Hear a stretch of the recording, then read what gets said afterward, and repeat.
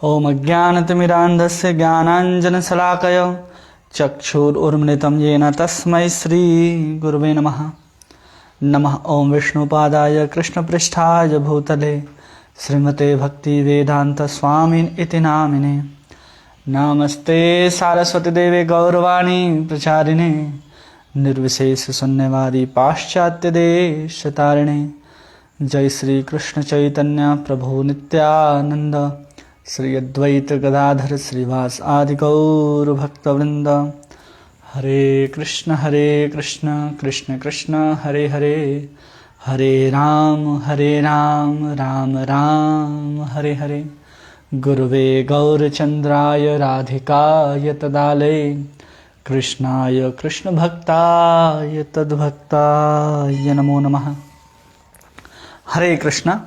आप सभी का बहुत बहुत स्वागत है इस भगवत गीता कोर्स में, जिसके अंतर्गत हम लोग भगवत गीता के आखिरी अध्याय 18वें अध्याय, जिसका नाम मोक्ष संन्यास योग है, जिसका अध्ययन हम लोग कर रहे हैं। जिसके अंतर्गत हम लोगों ने बहुत सारी ऐसी बातों को देखा जो भगवान ने पिछले कई अध्यायों में कहते आए, और उस सब का क्या किया भगवान ने, उपसंहार किया। सार के स्वरूप में हम सबको भगवान ने कहा। तो इसके पहले भगवान जो हम लोगों को बता रहे थे, जहां पर भगवान अर्जुन को कहते हैं कि अर्जुन जो पूछ रहा है, प्रश्न पूछा इस अध्याय में त्याग और संन्यास के विषय में, तो भगवान ने उसको लेकर के आगे गए और मन के द्वारा जो कर्म होता है, शरीर के द्वारा जो तपस्याएं होती, उन सबको बताते हुए 3 गुणों के अंतर्गत लेकर के बुद्धि को, कर्म को, ज्ञान को, कर्ता को और उनसे प्राप्त होने वाले फल को भी 3 गुणों के अंतर्गत लेकर के सब कुछ अर्जुन को समझाया गया। और फिर जो हम लोग आज तक पढ़ते आए हैं, जो बहुत प्रसिद्ध है कि ब्रह्मभूत प्रसन्नात्मा न शोचति न कांक्षति सम सर्वेषु भूतेषु मद भक्तिम लभते पराम, कि उस ब्रह्मभूत की अवस्था को व्यक्ति प्राप्त कर लेता है, उसके बाद उसकी क्या दशा होती है। तो भगवान कहते हैं कि भक्त्या माम अभिजानाति यावन चास्मि तत्त्वतोः, कि कहते हैं कि जो भक्त होते हैं वो भक्ति के माध्यम से ही मुझे जान पाते हैं। बिना भक्ति के माध्यम से ना भगवान को जाना जा सकता है और ना समझा जा सकता है। फिर कहते ततो माम तत्वतो गत्वा विशदे तदंतरम, उसके पश्चात ही वो मेरे दिव्य धाम में प्रवेश कर सकता है। और इन सब को बताने के बाद जहां भगवान अनन्य भक्ति की बात करते हैं, उस पराभक्ति की बात करते हैं। पराभक्ति हम लोगों ने समझ ली, पराभक्ति की बात करते हैं और फिर सीधा सकाम कर्म में आ जाते हैं, सकाम भक्ति में आ जाते हैं। और उस सकाम भक्ति के विषय में भगवान समझाने लगते हैं कि तुम क्या करोगे, जो भी कुछ करोगे उसका फल मुझे समर्पित करोगे और तुम मेरे आश्रय में रह करके कर्म करोगे। तो अर्जुन को लगता है कि हम पराभक्ति के अधिकारी हैं या हम सकाम भक्ति के अधिकारी हैं। तो भगवान कहते हैं कि तुम किसके अधिकारी बनोगे, तुम इसके भी अधिकारी नहीं बनोगे सकाम भक्ति के, और तुम पराभक्ति के भी अधिकारी नहीं बनोगे। तो भगवान कहते हैं तुम किसके अधिकारी बनोगे, निष्काम भक्ति के अधिकारी बनोगे।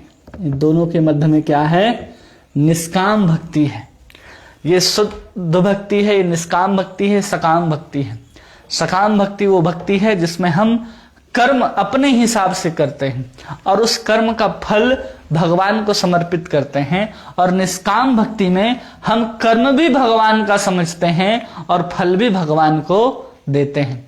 मतलब अपने कृत्य का कोई अभिमान नहीं, ना फल भोगने का, न किसी कर्तापन का, लेकिन उसके बाद हम उसमें भी भगवान का आश्रय है। यहाँ पर कर्म हमारे हैं, फल भगवान का, यहाँ कर्म भी भगवान के, फल भी भगवान के।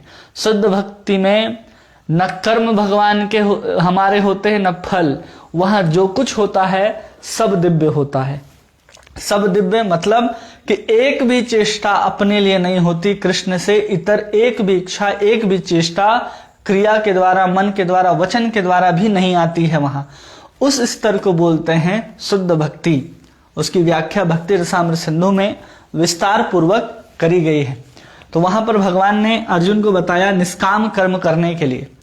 जिसमें भगवान कहते हैं ना, यत करोसी यत दशनासी यत जहोसी ददासी यत तपस्यसी कौन्तेय तत् कुरुस्व मदर्पणम, कि तुम जो कुछ भी करते हो, जो कुछ भी खाते हो, जो भी यज्ञ करते हो, दान करते हो, सब कुछ को क्या करो, मुझे समर्पित कर दो।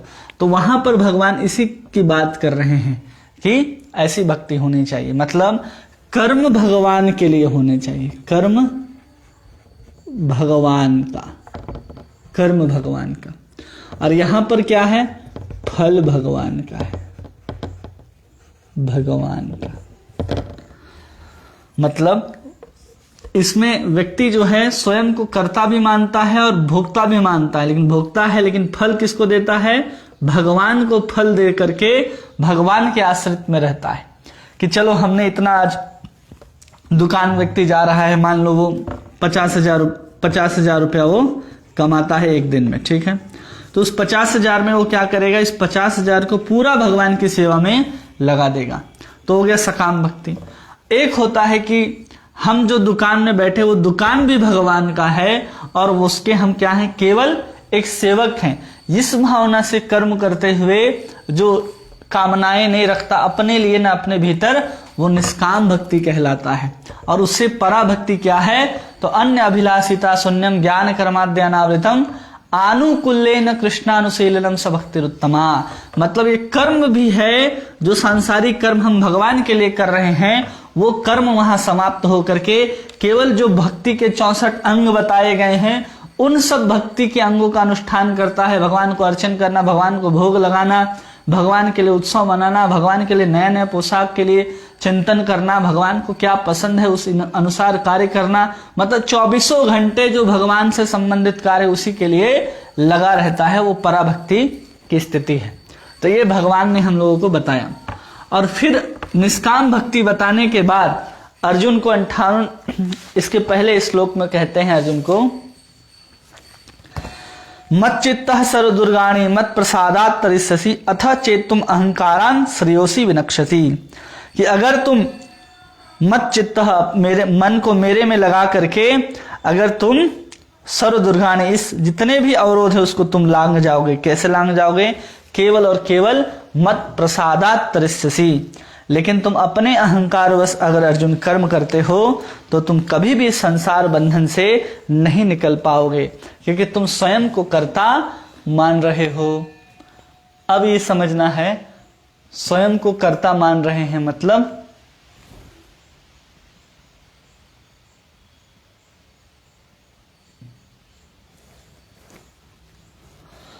स्वयं को कर्ता मान रहा है। अगर हम भगवान की कार्य तो हमको वही करना है, लेकिन हम भगवान के इस बात को नहीं सुनेंगे और उसी कार्य को करने लगेंगे, तो जो भी कृत्य होंगे, जो भी पाप और पुण्य होंगे, वो सब हमको भोगना पड़ेगा। उसी को समझाते हुए भगवान को अर्जुन को भगवान कह रहे हैं, श्लोक संख्या 59, यद अहंकार आश्रित्य न योत्स्य इति मन्यसे मिथियेष व्यवसायस्ते प्रकृति सत्वाम नियोक्ष्यति। यदि तुम मेरे निर्देशानुसार कर्म नहीं करते और युद्ध में प्रवृत्त नहीं होते तो तुम कुमार्ग पर जाओगे, तुम्हें अपने स्वभाववश युद्ध में लगना होगा। कह रहे हैं कि अगर तुम मेरी बात नहीं सुनते हो और युद्ध में प्रवृत्त नहीं होते, क्यों, कैसे नहीं होते हो, तो भगवान कह रहे हैं मेरी बात मानकर, मेरी बात मानकर तुम क्या नहीं करते हो, युद्ध में प्रवृत्त नहीं होते, युद्ध नहीं करते। किसके कहने पर, भगवान कृष्ण के कहने पर अगर अर्जुन युद्ध नहीं करता है तो भी भगवान कह रहे हैं युद्ध नहीं करते हो तो तुम कहां जाओगे, कुमार्ग में जाओगे। स्पष्ट कह दिया भगवान ने, कहां जाओगे अर्जुन, तुम कुमार्ग में जाने वाले हो। और फिर कहते हैं परंतु स्वभाववश तुम्हें युद्ध में लगना होगा। किसके वश लगना होगा, स्वभाववश युद्ध में लगना होगा, लगना होगा। ठीक है। श्लोक संख्या 59 में भगवान कह रहे हैं कि तुम्हें स्वभाववश अर्जुन तुम्हें युद्ध करना होगा, क्योंकि वहां जो शब्द आ रहे हैं क्या कह रहे हैं, प्रकृति स्वाम निवोक्षति, जो तुम्हारा जो प्रकृति के गुण के माध्यम से जो तुम क्षत्रिय बने हो, उस क्षत्रिय धर्म के कारण तुम्हें युद्ध करना ही पड़ेगा। क्योंकि तुम क्या सोचते हो कि तुम युद्ध नहीं करोगे, लेकिन युद्ध नहीं करोगे तो तुम कहां जाओगे, कुमार्ग में। मेरी बात नहीं सुनोगे तो कहां जाओगे, कुमार्ग में। दोनों स्थिति में कहां जा रहे हो तुम। एक तो बात हो गया कि भगवान की बात सुन के ना सुनते हुए युद्ध नहीं करता है तो वो जाएगा कुमार्ग में। दूसरा कि वो युद्ध ही नहीं करता है, किसी की बात माने ना माने मोहवश छोड़ करके जाता है, तो भी वो कहां जा रहा है, कुमार्ग में। दोनों स्थिति में यहां पर कुमार्ग में इसलिए जाएगा कि वो स्वधर्म का त्याग कर रहा है, और दूसरी बात कि वो भगवान कृष्ण की बात को मानने से मना करता है। तो दोनों स्थिति में अर्जुन कुमार्ग में चला जाएगा। क्यों चला जाएगा, क्योंकि अर्जुन एक क्षत्रिय है। अर्जुन क्या है, एक क्षत्रिय है, और क्षत्रिय होने के कारण युद्ध क्या है, उसका धर्म बनता है। वर्ण आश्रम के अनुसार उसका क्या बनता है, धर्म। और युद्ध में क्या होगा, वध होगा। वध से क्या होगा, पाप लगेगा। तो ये पाप उत्पन्न होगा, मतलब कि अब अर्जुन अगर बोले कि हम क्या करने वाले हैं, कृष्ण की बात छोड़ देंगे, ठीक है, और युद्ध का भी त्याग कर देंगे, तो दोनों में वो कहां जा रहा है, कुमार्ग में। लेकिन अर्जुन अगर स्वभाववश अगर युद्ध में लग जाता है, एक तो कृष्ण की बात ना मानने के कारण वो कुमार्ग पर जा रहा है कि भगवान कृष्ण कह रहे हैं और अर्जुन सुनने से इनकार करता है। दूसरा कि अगर युद्ध नहीं करता है तो भी वो कुमार्ग में जाएगा, कृष्ण की बात माने ना माने तो भी कुमार्ग में जाना है, और युद्ध ना करे तो भी कुमार्ग में जाना है। और तीसरा, अगर अपने स्वभाववश युद्ध में लगता है तो भी उसको कुमार्ग में ही जाना है। क्यों जाना है, क्योंकि युद्ध करेगा और उसके बाद वध होगा तो पाप लगेगा। वो पाप किसको उठाना पड़ेगा, अर्जुन को उठाना पड़ेगा। तो इस तीनों परिस्थिति में, पहली परिस्थिति, दूसरी परिस्थिति और तीसरी, भगवान की बात ना मान करके, युद्ध नहीं करके और अपने स्वभाववश युद्ध करने से, तीनों में वो कहां चला जाएगा, कुमार्ग पर चला जाएगा, ऐसा भगवान कह रहे हैं। इसलिए हमको क्या करना चाहिए, ना अपने आप को हमें कभी कर्ता मानना चाहिए, ना हमें कभी अपने आप को भोक्ता मानना चाहिए। तो कैसे कर्म करना चाहिए, तो हमें हमेशा कृष्ण के निर्देशन में ही कर्म करना चाहिए। कैसे, कृष्ण के निर्देशन में अगर हम कर्म करते हैं तो हम कभी कुमार्ग में नहीं जा सकते हैं। और कर्ता मानते हैं तो हमें कर्म के चक्कर में भुगतना पड़ेगा, घूमना पड़ेगा। इसलिए अपने आप को कभी कर्ता मानना ही नहीं है। इसलिए भगवान ने यहाँ 5 तरह के कर्ताओं का वर्णन पहले कर दिया है। तो इस आधार पर हमको भगवान कह रहे हैं कि अर्जुन तुमको युद्ध करना ही पड़ेगा। और प्रभुपाद जी यहाँ पर लिखते हैं कि अपने कर्मों का स्वामी जान रहा था। कौन, यहाँ पर अर्जुन क्या है, अपने ही कर्मों को स्वामी मान रहा था कि हम करेंगे तो हम मार देंगे भीष्म पितामह को, तो उसका पाप आदि सब कुछ लगेगा, तो अच्छा बुरा फल हमको भोगना पड़ेगा। तो कह रहे हैं कि मनुष्य के जीवन में जो सिद्धि प्राप्त करने के लिए उसे कृष्ण भावनामृत में कर्म करना है। कोई भी अपने भाग्य का निर्णय ऐसे नहीं कर सकता जैसे भगवान कर सकते हैं। हम अपने आप को सोचते हैं कि हम बहुत बुद्धिमान हैं, हम अपने जीवन की जो रूपरेखा है उसको अपने अनुसार हम बना लेंगे और हम सफल हो जाएंगे। वही कह रहे हैं भगवान कि अगर तुम मेरी बात को नहीं मानोगे अर्जुन, तो तुम कहां जाओगे, कुमार्ग में। युद्ध नहीं करोगे तो भी तुम कहां जाओगे अर्जुन, कुमार्ग पर जाने वाले हो। और अगर तुम स्वभाववश अपना कर्म करोगे तो भी तुम कुमार्ग पर ही जाओगे। इसलिए कह रहे हैं कि परमेश्वर के निर्देश प्राप्त करके कर्म किया जाए तो हम क्या कर सकते हैं, हम कभी भी उस कर्म को करके कुमार्ग में या बंधन में नहीं आ सकते। तो कहते हैं प्रभुपाद, प्रतिनिधि स्वरूप गुरु के आदेश की वह अभी भी उपेक्षा न कर, कभी भी उपेक्षा न करे, और भगवान के आदेश को बिना किसी हिचक के पूरा करने के लिए वह कर्म करे। इससे सभी परिस्थितियों में वह सुरक्षित रह सकेगा।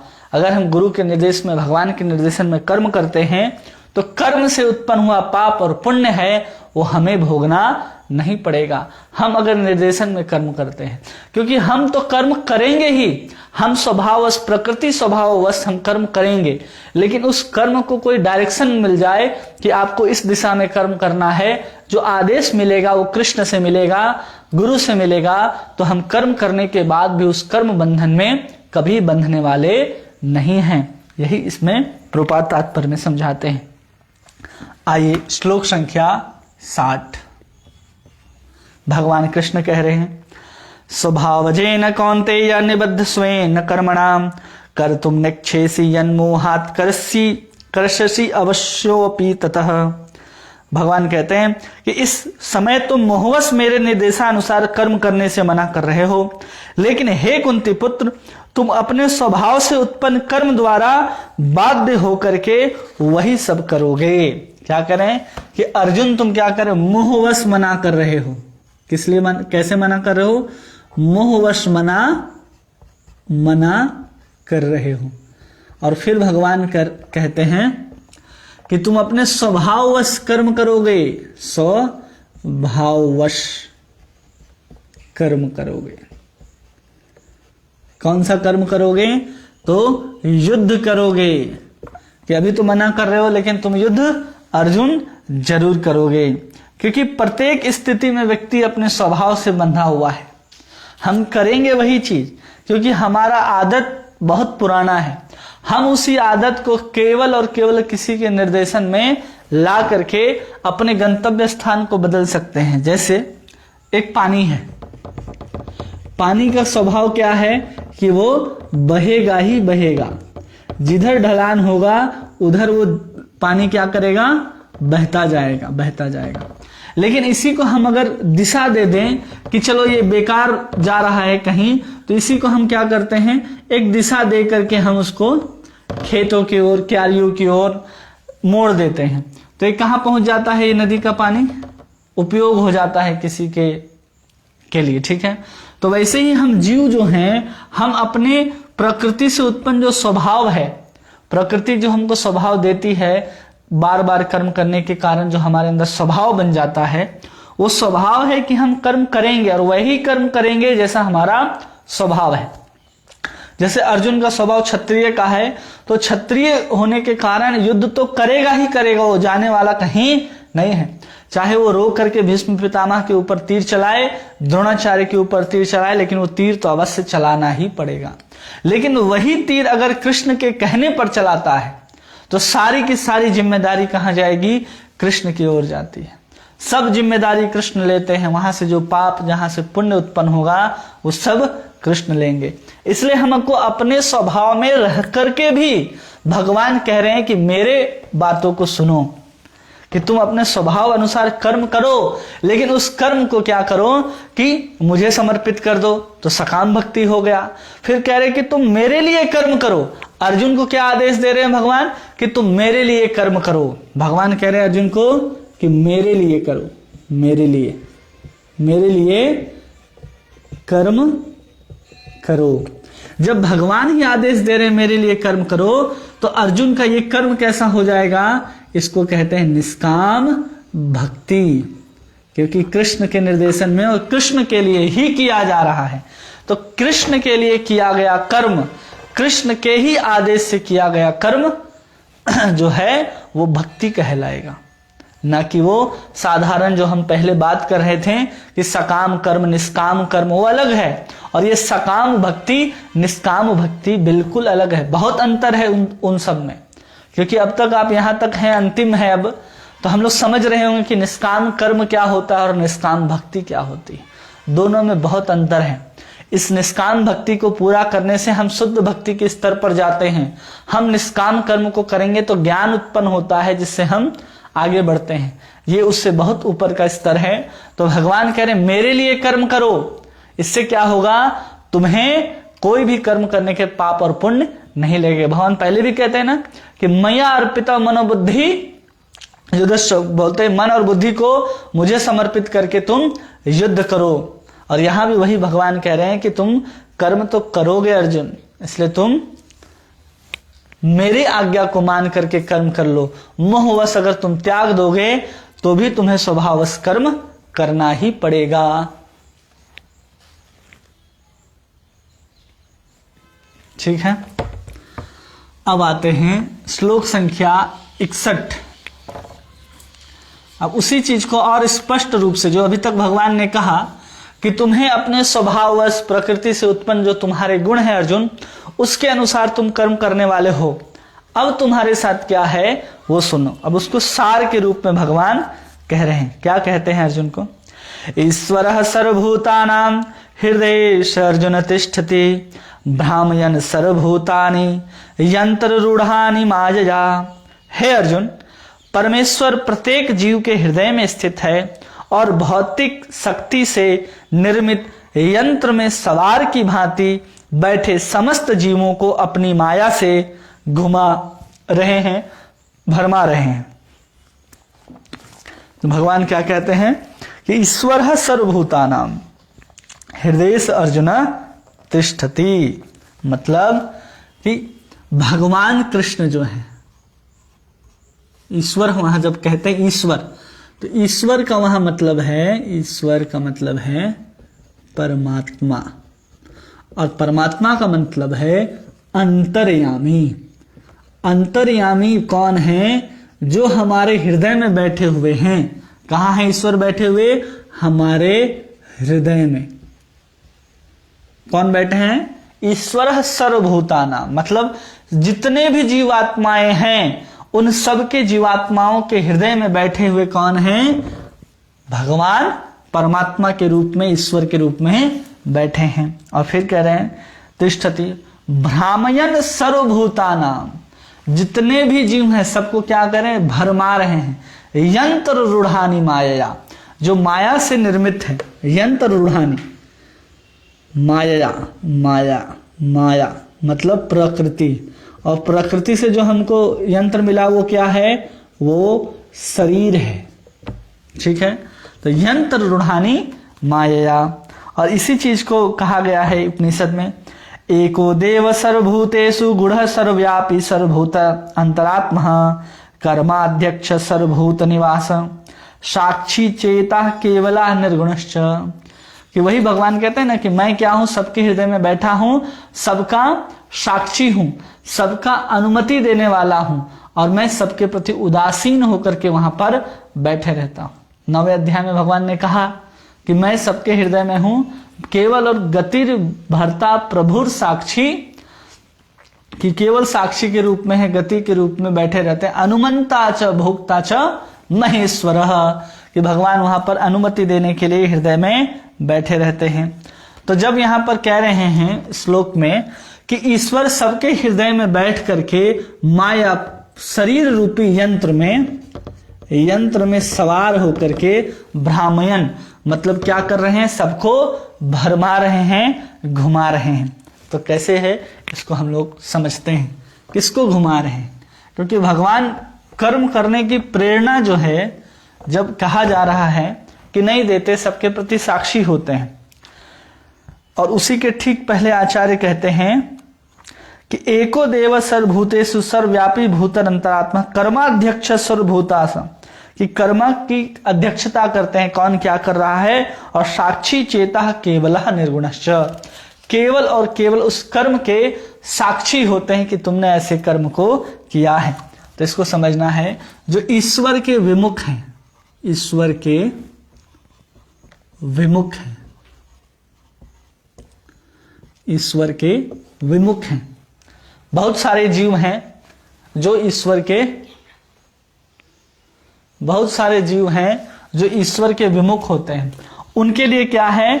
तो उनके लिए कहते हैं कि भगवान उसके हृदय में साक्षी के रूप में बैठे हैं कि आप क्या कर रहे हैं, बिल्कुल उसके प्रति उदासीन है, उसको किसी प्रकार का अंदर से प्रेरणा नहीं देते कि तुम ऐसा कर्म करो या ऐसा कुछ करो, और सभी कर्मों को भोगवाते हैं। जो कर्म के फल हैं, उसके कर्म के फल उसको क्या करते हैं?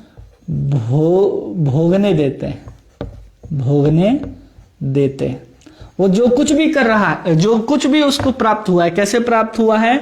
तो अपने प्रारब्ध के अनुसार जो कर्म फल उसको प्राप्त हुए हैं उसको वहां पर भोगने के लिए देते हैं। और क्या करते हैं कि पूर्व जितने भी कर्म हैं उसके अनुसार उसको उसके कर्म फल की अनुमति देते रहते हैं। किसके अनुसार? फल के प्रारब्ध के अनुसार ही वो अपने कर्म को करने की अनुमति देते हैं। प्रारब्ध कर्म करने की अनुमति मतलब कि हम चाहें कि हम चांद पे चले जाएं, तो चांद जाना क्या है? एक कर्म है। लेकिन आपको चांद में पहुंचने के लिए कुछ योग्यताएं होनी चाहिए, आपके प्रारब्ध में होनी चाहिए, तो ही आप उस गंतव्य स्थान को पहुंच सकते हैं। अगर आप चाहें कि हम एक गिलास पानी उठा करके पी ले, तो उसके लिए आपके हाथ में जो शक्ति आएगी, आपके हाथ में जो बल आएगा, वो भी आपके प्रारब्ध के अनुसार कर्म करने के लिए अनुमति कौन देंगे? यही साक्षी बैठे हुए परमात्मा आपके हृदय से देंगे। तो वही भगवान कह रहे यंत्र ईश्वर सर्वभूतानाम यंत्र रूढ़ानी माया, कि भगवान क्या कर रहे हैं? उस शरीर रूपी यंत्र में परमात्मा के रूप में बैठे हैं और सबको भरमा रहे हैं। किसके अनुसार? वो अपने कर्म फल के अनुसार, जो उसको कर्म करने की अनुमति देनी चाहिए वैसे कर्म की अनुमति उसके प्रारब्ध के अनुसार देते हैं। प्रारब्ध के अनुसार देते हैं, इसका मतलब इसको स्पष्ट रूप से समझिए कि ये जो व्यक्ति है वो कर्म करना चाहता है कि हम किसी को गोली मार दें, ठीक है, गोली मार दें। अब भगवान थोड़ी बोलेंगे कि तुम गोली नहीं मारो। भगवान उसके पाप और पुण्य के अनुसार देखेंगे कि इसको हाथ पैर चलाने के लिए उतना बल होना चाहिए कि नहीं होना चाहिए, होना चाहिए तो दे देते हैं। अब उसके साथ वो किसी को गोली मारता है या बॉर्डर में खड़ा होकर के देश के लिए किसी को गोली मारता है, ये किसके ऊपर निर्भर करता है? ये उस जीवात्मा के ऊपर निर्भर करता है, न कि परमात्मा के ऊपर निर्भर करता है। ऐसा नहीं कि कर्म करने की अनुमति दिए तो इसका मतलब ये नहीं कि भगवान जीव चाहता है कि हम किसी के ऊपर गाड़ी चलाते हुए चढ़ा दें, 50-100 लोगों को कुचल दें, ऐसा मन में आया तो भगवान उसको अनुमति दे दिए? नहीं, भगवान ने सिर्फ और सिर्फ उसकी चेष्टा के अनुसार ये देखा कि उसके प्रारब्ध में जो पुण्य है उसी पुण्य के अनुसार वो अपने शरीर के अंगों को हिला पाता है और उसके अनुसार ही कर्म कर पाता है। अब उसके अनुसार अनुमति दी गई उसको, न कि भगवान ने कहा गोली मार दो तो गोली मार दे, ऐसा नहीं है। सबके पीछे प्रारब्ध काम करता है और भगवान ने भी अगर अनुमति के अनुसार वो गोली चला भी देता है तो कई बार गोली निशाने में नहीं लगती, तो फिर क्या कहेंगे? परमात्मा की यही इच्छा थी कि गोली न लगे? नहीं, जिसको गोली नहीं लगना था उस पर कृपा हो सकती है परमात्मा की, लेकिन जो व्यक्ति गोली चला रहा है उसके ऊपर कृपा नहीं होती। क्यों? ईश्वर से विमुख है, क्योंकि वो जीव क्या है? ईश्वर से विमुख है। उसके लिए भगवान की ओर साक्षी उदासीन होकर के बैठे रहते कि जो करो हम उसके साक्षी हैं, और जो उसके प्रारब्ध में कर्म के अनुसार फल होते हैं उसको भोगने के लिए वो सब अरेंज करते रहते हैं, सबको उसके आसपास लाते रहते हैं, और जो वो कर्म करना चाहता है उसकी अनुमति देने वाले परमात्मा होते हैं। ठीक है, अब यहां पर दूसरी कंडीशन है कि जो विमुख नहीं है, जो विमुख नहीं है, किससे विमुख नहीं है? ईश्वर से विमुख नहीं है, तो उसके हृदय में बैठ करके परमात्मा क्या करते हैं? तो कहते हैं भगवान उनको सेवा में नियुक्त करवाते हैं। विमुख नहीं है उसको क्या करते हैं? अपनी सेवा में नियुक्त कराते हैं, अपनी सेवा में नियुक्त करते हैं, नियुक्त करते हैं। कौन? जो विमुख नहीं है भगवान के, उनको अपने सेवा में नियुक्त करता है। ऐसा नहीं कि अब विमुख नहीं है तो उसको भगवान नई नई प्रेरणा को दिए जा रहे हैं कि तुम ऐसा करो, नहीं, उसको वैसे ही प्रेरणा देंगे जो भगवान के करीब लाए। अब इसको समझिए कि जो परमात्मा के विमुख नहीं है, कोई भी देवी देवताओं की बात नहीं, भगवान कभी भी किसी और कोई प्रकार के भौतिक कर्म में जीवात्मा को नहीं लगाते।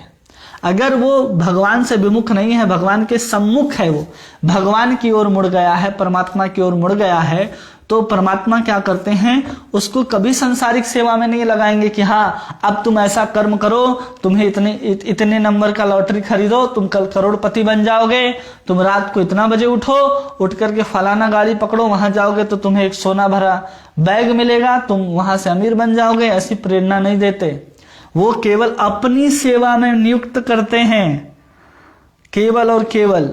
ऐसा नहीं कि जीव कठपुतली के समान है और अपने और भगवान उसको घुमा रहे हैं, नहीं, केवल और केवल भगवान क्या कर रहे हैं कि उसको उसके कर्म के अनुसार सब कुछ दिलवा रहे हैं। ठीक है, क्योंकि अगर परमात्मा बैठे हैं तो सब कर्म फल तो वही भोग लेंगे, तो इसलिए ऐसा नहीं है, केवल जीव आत्मा जो करता है उसी के साक्षी होते हैं। और इसलिए हम लोग कहते हैं यंत्र रूढ़ानी माया, इसलिए हम सबके साथ वही परमेश्वर बैठे हैं। इसलिए भगवान कहते हैं कि जो मेरा भजन करता है प्रीति पूर्वकम ददामी बुद्धि योगम तम ये न माम उपयांति ते, तो उसको बुद्धि कहां से देते हैं, तो अंदर बैठे हुए परमात्मा ही चैत्य गुरु के रूप में एक जीवात्मा को बुद्धि प्रदान करते हैं कि तुम क्या करोगे, तुम ऐसे भजन करोगे, फलाना जगह जाओगे, उससे शरणागति लोगे, किसी गुरु को देखोगे, किसी संत को देखोगे, तो अंदर से जो श्रद्धा का भाव आएगा, उसके प्रति जो शरणागति आएगी, उस सब की बुद्धि मति कौन देगा, वो हमारे अंदर बैठे हुए भगवान देंगे। लेकिन ये नहीं करवाएंगे कि तुम ये सब करो, तुम्हें करोड़पति बन जाओगे, कल सुबह उठोगे, कल रात को यहां जाओ, वो सब बेकार है। तो वो बिल्कुल नहीं है। यंत्र रूढ़ानी माया का मतलब वो नहीं होता है।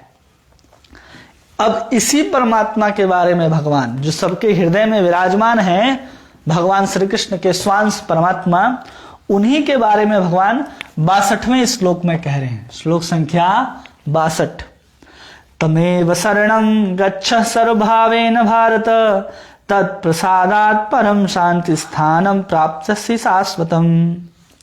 कह रहे हैं तमेव शरणं गच्छ, कि सब प्रकार से उसी की शरण में जाओ, सर्वभावेन भारत तत्प्रसादात् परम शांति, उसकी कृपा से तुम परम शांति को प्राप्त करोगे, स्थानम प्राप्स्यसि शाश्वतम, और उस स्थान को प्राप्त कर लोगे जो शाश्वत है, मतलब नित्य धाम को प्राप्त कर लोगे। भगवान कह रहे हैं ना कि उसके शरण में जाओ। तो कई लोग ऐसे आ जाते हैं, वामपंथी लोग, जिनको आता जाता कुछ नहीं है, कहीं से कुछ सुन करके आते हैं और कहते देखो तमेव, कह रहे हैं तमेव मतलब तमेव शरणम गच्छा, कि कृष्ण अगर भगवान होते तो क्यों किसी और की शरण में जाने के लिए कह रहे हैं। अरे मूर्ख, अभी भगवान ने कहा कि मैं सर्वस्व चाहम हृदय सन्निविष्टो, मैं ही क्या करता हूं, सबके हृदय में रहता हूं। और वही भगवान कह रहे ईश्वर सर्वभूतानां हृदय सर्वजनुतिष्ठति। भगवान ने कहा कि मत्तः सर्वम प्रवर्तते अहम सर्वस्व प्रभो। इसके अनुसार पता चलता है कि जो परमात्मा भी है वही कौन है, वो केवल कृष्ण के ही एक स्वांश के रूप में हमारे हृदय में है। उसकी शरण में जाने की बात हो रही है, किसी और कृष्ण के अतिरिक्त कहीं और जाने की बात नहीं की जा रही है। ऐसा बहुत लोग कहते हैं कि तमेव शरणम, अगर कृष्ण ही भगवान होते तो उसकी शरण में जाने के लिए क्यों कहते हैं। इसलिए कह रहे हैं कि इसके पहले के जो श्लोक हैं उसको हमको ठीक से समझना होगा।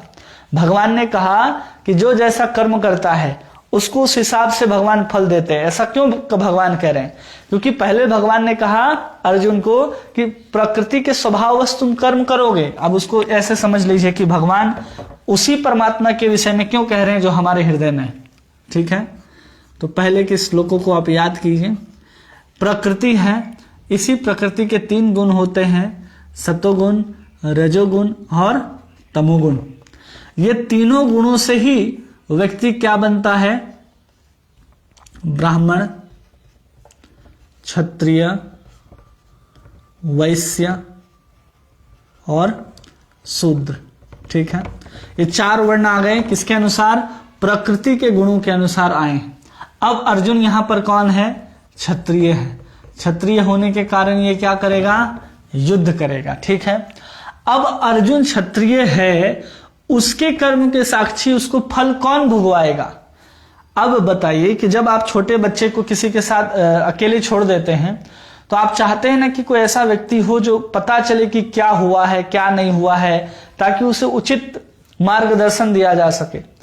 तो हम सब जीवात्माओं के साथ स्वयं भगवान परमात्मा के रूप में हमारे हृदय में बैठे रहते हैं कि हमारे साथ रहें और कभी भी जो कुछ भी हो उसके अनुसार उसको वो चीज मिले, क्योंकि भगवान सब जगह हैं और हमारे मन के अंदर जो आ रहा है उसको भी जानने वाले हैं। क्यों?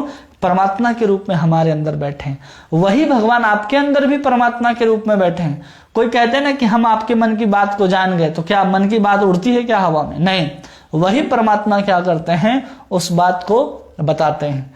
तो वो परमात्मा जो है वो अर्जुन, ये क्षत्रिय है, तो क्षत्रिय कौन है? अर्जुन हमारा क्षत्रिय है, ठीक है। अब अर्जुन क्षत्रिय होने के कारण अर्जुन एक जीव भी है। क्या है? अर्जुन जीव है। और इसी जीव के साथ इसके हृदय में कौन बैठा है? परमात्मा बैठे। अब ये परमात्मा बैठ करके कर क्या रहे हैं?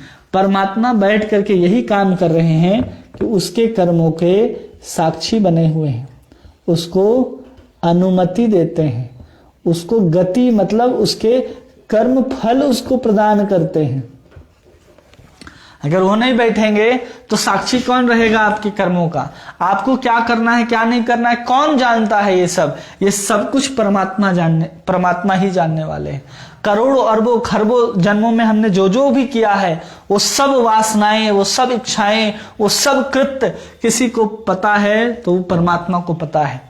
वही परमात्मा हमारे हृदय में बैठ करके किसी कर्म को करने की अनुमति प्रदान करते हैं कि आपके कर्म आपके प्रारब्ध के अनुसार ही वो मिलता है। ऐसा नहीं कि परमात्मा एक को अनुमति दे रहे दूसरे को अनुमति नहीं दे रहे, ऐसा नहीं है।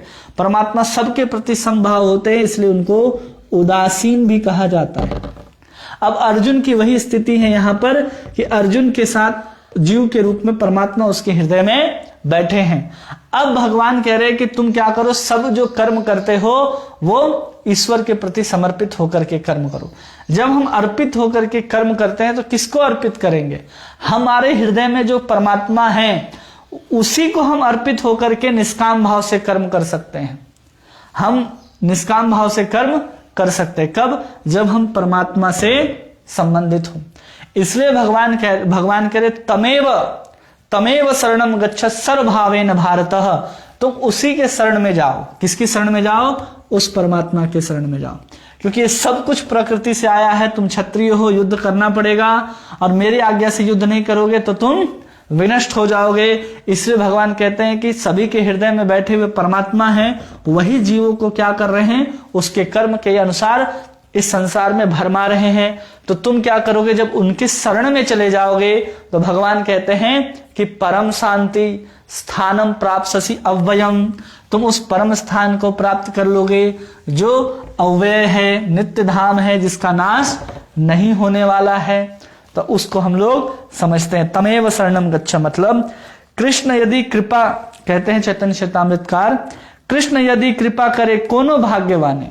कृष्ण भगवान अगर किसी के ऊपर कृपा करते हैं, गुरु अंतर्यामी रूपे सिखाए आपने, कि गुरु अंतर्यामी रूप में सिखाए आपने, मतलब वही कृष्ण जो है अंदर में बैठे अंतर्यामी के रूप में, वही चैत्य गुरु के रूप में किसी को प्रेरणा करते हैं और अपने शरण में लेकर के आते हैं। क्योंकि भगवान कृष्ण का जो अवतार है वो कितने रूपों में होता है? 5 रूपों में होता है।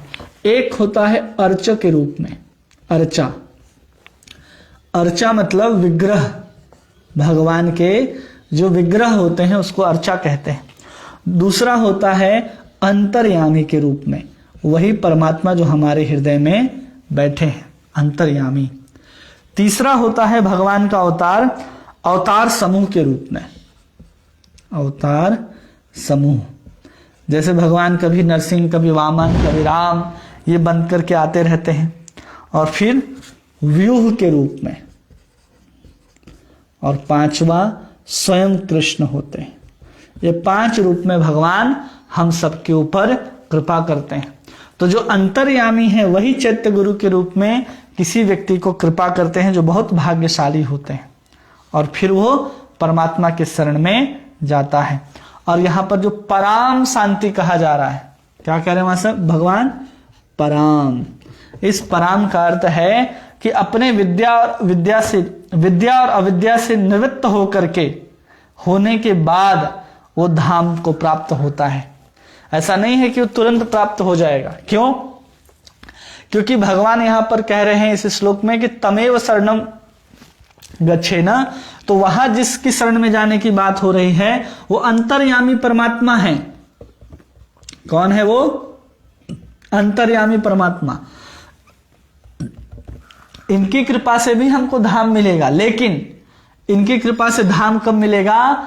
क्योंकि ये धाम में तो रहते नहीं, ये तो भगवान के अंश हैं, और ये अंश जैसे ही हमारे हृदय से निकलेंगे, जब हम मुक्ति को प्राप्त हो जाएंगे, तो ये परमात्मा कहाँ चले जाएंगे?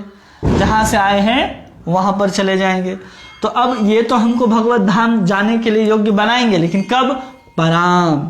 तो जब हमारी विद्या और अविद्या दोनों का नाश हो जाएगा, तब जाकर के हम योग्य बनेंगे कि हम धाम प्राप्त कर सकते हैं। ऐसा नहीं कि केवल परमात्मा के भी शरण में जाकर के हम भगवत धाम जा सकते हैं। शांति मिलेगी, लेकिन धाम जाने के लिए कुछ समय लगेगा, और अंतर्यामी परमात्मा से हम ऊपर उठ करके भगवान के शरण में जाएंगे। तो जो अंतर्यामी के उपासक होते हैं वो परमात्मा की शरण में जाने की बात कहते हैं। जैसे गीता प्रेस की हम लोग पुस्तकें उठाते हैं, तो बहुत सारी बातें जो साधक संजीवनी में लिखी हुई है, जिसको राम प्रसाद पोद्दार जी ने लिखा है, तो उसमें भगवत गीता प्रेस के किसी भी पुस्तक में देखेंगे सबसे ऊपर क्या लिखा होता है? ओम परमात्मने नमः। तो जितने भी हैं सब अंतर्यामी परमात्मा के ही उपासक होने के कारण वहां पर ऐसा लिखा मिलता है। तो जो अंतर्यामी के उपासक होते हैं वो परमात्मा की शरण में जाने की बात कहते हैं, लेकिन जो भगवत भक्त होते हैं वो किसके शरण में जाने की बात कहते हैं? तो वो आगे भगवान कहेंगे कि वो किसकी शरण में जाए, तो वो सर्वधर्मान की बात उसके लिए कहेंगे। अभी अंतर्यामी उपासक के लिए परमात्मा की शरण में जाने की बात कही जा रही, लेकिन इसी श्लोक को जो भक्ति योगी होते हैं, कौन है? जो भक्ति योगी है। ये अंतर्यामी के उपासक कौन है? योगी जन परमात्मा के उपासक है। लेकिन जो भक्ति योगी होते हैं वो क्या कहते हैं कि कृष्ण मेरे कौन है? आराध्य हैं, ऐसा समझते हैं, और वे ही मेरे गुरु हैं। कृष्ण ही मेरे कृष्ण वंदे जगत गुरु। और वही क्या करते हैं? हमारे हृदय में अंतर्यामी के रूप में बैठे हैं। कौन बैठे हैं? कृष्ण ही बैठे हैं हमारे हृदय में अंतर्यामी के रूप में, और मैं उनका शरणागत हूं, मैं उनका शरणागत हूं। तो वो मुझे क्या करेंगे? वो अनुकूल उपदेश करेंगे, अनुकूल उपदेश करेंगे। उपदेश, ऐसा भगवत भक्त सोचता है इस श्लोक के बारे में, जो भगवान ऐसा कहते हैं। यही अंतर्यामी है, इसकी शरण में जाने की बात कही जा रही, क्योंकि कहते हैं ना अंतर हृदय में, जैसे भगवान श्री रामचंद्र के दरबार में जब लगा हुआ था तो वहां पर पूछ दिया कि हनुमान आप दिखाओ कि आपके सीने में भी राम है। तो कैसे उन्होंने चीर करके हनुमान जी ने पूरे राम लक्ष्मण और सीता का मां जानकी का दर्शन हृदय में करा दिया था। तो वैसे ही जो भक्ति योगी होता है उसी कृष्ण को अपने हृदय में, उस चतुर्भुज स्वरूप को छोड़ करके भगवान आपके हृदय में बांसुरी पकड़ करके वट वृक्ष के नीचे त्रिभंग ललित अवस्था में खड़े होंगे, क्योंकि वो भक्ति योगी की ही सामर्थ्य है और किसी की सामर्थ्यता नहीं है। और प्रभुपाद जी लिखते हैं कि भगवान 15वें अध्याय में भी कहते हैं कि भगवान प्रत्येक के हृदय में है। अंतः स्थित परमात्मा की शरण ले, और यही भगवान की शरण ले। कृष्ण को पहले अर्जुन ने परम भगवान स्वीकार कर लिया है, इसलिए जब भगवान कह रहे हैं कि तुम उसकी शरण में जाओ, तो अर्जुन तो इस बात को सुनने वाला नहीं है कि परमात्मा के शरण में जाए। अब स्वयं परमात्मा के जो जहां से परमात्मा निकल के आते हैं, जो अंश है जिसके परमात्मा, वो स्वयं अंशी उनके सामने खड़े हैं, तो अर्जुन इस अंतर्यामी के शरण में क्यों जाएगा? कभी नहीं जाएगा। इसलिए वहां पर कहते हैं कि पहले ही कृष्ण को अर्जुन ने भगवान स्वीकार कर लिया है। इसलिए भगवान को कहते हैं ना परम धाम पवित्रम परमम भवान, 10वें अध्याय में कहते हैं। इसलिए अर्जुन को भगवान कृष्ण तथा समस्त जीवों के परम धाम के रूप में स्वीकार कर रखा है, इसलिए नहीं कि उसका निजी अनुभव है, वरन इसलिए कि असित देवल व्यास जैसे महापुरुषों के ने इसके प्रमाण दिए हैं।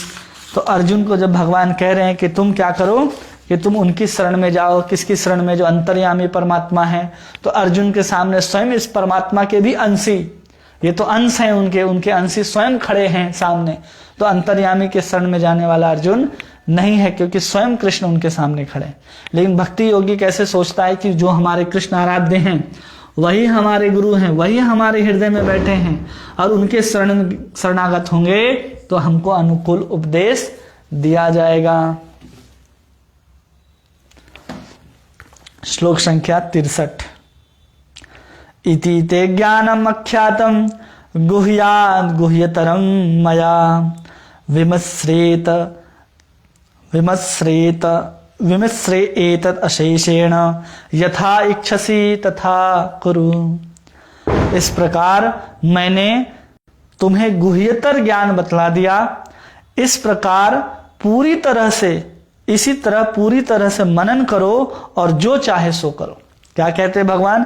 इति ते ज्ञानम अख्यातम, कि मैंने जितना भी ज्ञान का आख्यान था तुमको सुना दिया।